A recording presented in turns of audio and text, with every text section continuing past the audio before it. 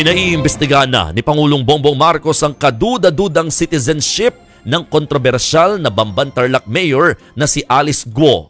Kabilang sa sisilipin ay ang kung kwalipikado raw ba talaga siyang maging isang alkalde. Yan ang pampagising na balita ni JC Cosico. Mismong si Pangulong Bongbong Marcos nagtataka na rin sa pagkakakilanlan ni Bamban-Tarlac Mayor Alice Guo. Sa ambush interview sa pagbisita niya kanina sa Cagayan de Oro, iginiit ni PBBM na kilala niya ang lahat ng mga politiko sa Tarlac pero wala raw umanong may kakilala sa alkalde. Paano siya tumakbo ng mayor? Kaya nagtataka kami kung saan nanggaling ito, bakit ganito ito, hindi namin malaman. Kaya kailangan talagang imbestigahan. Sa isang text message sa News 5, kinumpirma rin ni Solicitor General Menardo Guevara na sinisilip na nga nila ang citizenship ni Guo, pati ang eligibility o kwalifikasyon nito para tumakbo at humawak ng posisyon sa gobyerno.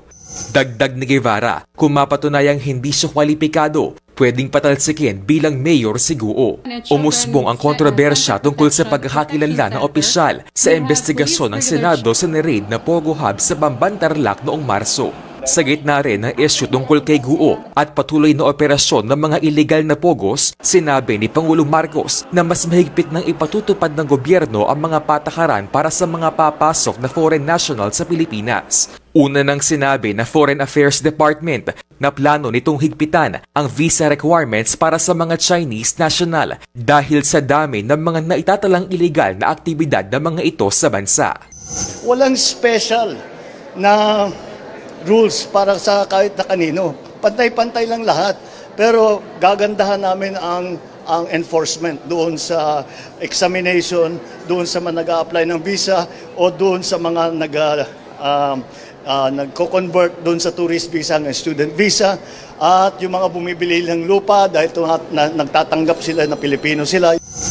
Giit pa ni Marcos, walang lusot ang mga magpapanggap na Pilipino. Una-una, hindi marunong mag-Tagalog, hindi marunong mag-Bisaya, hindi marunong magsalita ng Pilipino. At saka walang maipakita ng mga birth certificate, yung mga pinapakita ay fake. So, titiyakin namin na hindi na matatapos yun. Yun yung in-identify ni Kong Ace, yung student visa.